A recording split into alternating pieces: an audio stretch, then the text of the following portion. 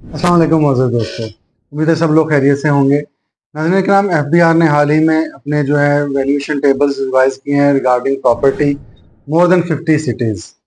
FBR की ये move जो है वो टैक्स कलेक्शन की तरफ, टैक्स बेस को बढ़ाने की तरफ एक बहुत बड़ा इकदाम है। अब इससे होगा क्या, आइए इसको डिस्कस करते हैं।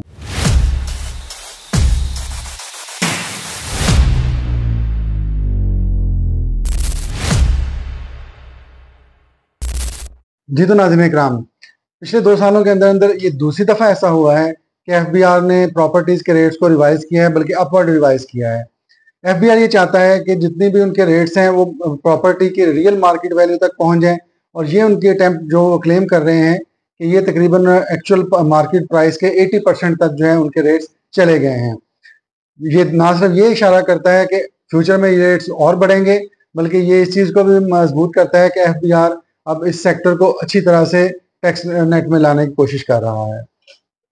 अब होगा ये यकम नवंबर 2024 से चूंकि एप्लीकेबल हो गए हैं। अब इस पीरियड के बाद जितनी भी होने वाली रजिस्ट्रियां हैं, वो जैसा कि हम पहले भी इसके ऊपर वीडियो बना चुके हैं कि अब या तो वो डीसी वैल्यू या FBR rate whichever is higher के ऊपर जो है वो रजिस्ट्री हुआ करेगी। और उस हिसाब से इससे इसके पैरेलल अगर देखा जाए तो 236C और 236K के जो टैक्सेस हैं प्लस कैपिटल गेन टैक्स, अब वो भी इसी अमाउंट से कोरिलेट करेंगे और अल्टीमेटली ये एक हर साइड के ऊपर जो है वो टैक्स कलेक्शन बना करेगी।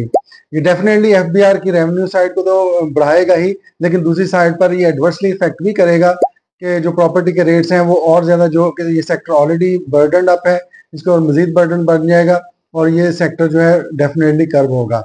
ये जितने भी नोटिफिकेशन या एफबीआर की वेबसाइट के ऊपर पड़े हुए हैं, मुतलका जो सिटीज़ हैं, जो मुतलका अजला हैं, उनके जो टैक्स पेयर्स हैं वो इसको कंसल्ट कर सकते हैं। ताहम अगर आप इसके बारे में मुकम्मल रहनुमाई लेना चाहें तो आप हमारे साथ रब्ता भी कर सकते हैं। बहुत शुक्रिया।